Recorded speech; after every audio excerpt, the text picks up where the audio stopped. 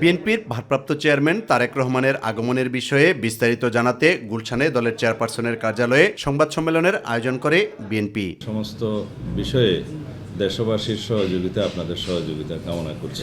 দলের স্থায়ী কমিটির সদস্য সালাউদ্দিন আহমেদ বলেন, যুক্তরাজ্য থেকে বাংলাদেশ বিমানে চড়ে সিলেট হয়ে ঢাকায় অবতরণ করবেন বিএনপির ভারপ্রাপ্ত চেয়ারম্যান তারেক রহমান।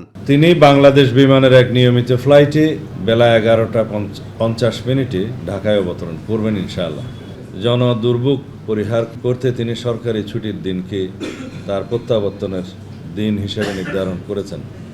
এমন একটি দিন নির্বাচন করেছেন যার পরপর 2 দিন সরকারি ছুটি, সব মিলিয়ে টানা 3 দিনের ছুটি। বিমানবন্দর থেকে 300 ফিট রাস্তায় অভ্যর্থনাস্থল, সেখান থেকে দেশনেত্রী বেগম খালেদা জিয়াকে দেখতে যাওয়া এবার কেয়ার হাসপাতাল থেকে তিনি সরাসরি বাসভবনে চলে আসবেন। 300 ফিট সড়কের পাশে স্থাপিত মঞ্চ কোনো সংবর্ধনা কিংবা সমাবেশ নয় বলেও জানান তিনি। এটা কোনো জনসভা নয়, সম্বর্ধনা অনুষ্ঠানও নয়, শুধুমাত্র দেশবাসীর প্রতি তার আন্তরিক কৃতজ্ঞতা প্রকাশ ও দেশনেত্রী সহ দেশের সকলের কল্যাণ কামনায় দোয়ার অনুরোধের অনুষ্ঠান। আমরা এই আয়োজনের কলেবর যত ছোটই রাখতে চাই না কেন, 17 বছর ধরে অপেক্ষমান দেশের সকল প্রান্ত থেকে আসা নেতাকর্মী সমর্থকদের বাঁধ ভাঙা রাজধানীমুখী স্রোত নিয়ন্ত্রণের ক্ষমতা আমাদের নেই।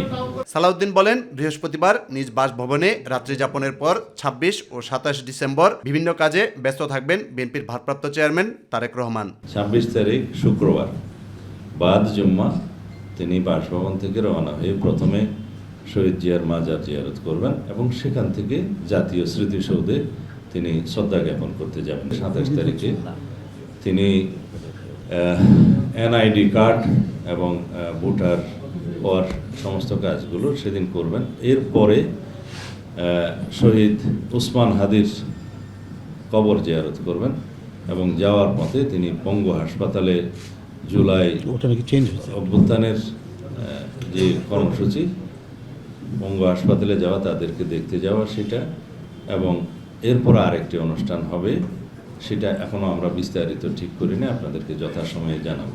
এদিকে নিরাপত্তার বিষয়টি মাথায় রেখে দলীয় নির্দেশনা মেনে চলার আহ্বান জানান বিএনপির মিডিয়া সেলের আহ্বায়ক ডাক্তার মওদুদ হোসেন আলমগীর পাবেল। প্রথমেই মিডিয়ার কর্মীদের জন্য আমরা আপনাদের জন্য যারা সেটা জায়গা নির্ধারণ করা আছে, একটা রেড জোন আছে যেটাকে অতিক্রম কেউই করতে পারবে না, ফলে সেখানে কেউই আপনারা দয়া করে প্রবেশের চেষ্টা করবেন না। আপনাদের জন্য নির্দিষ্ট জায়গা সেখানে করা আছে।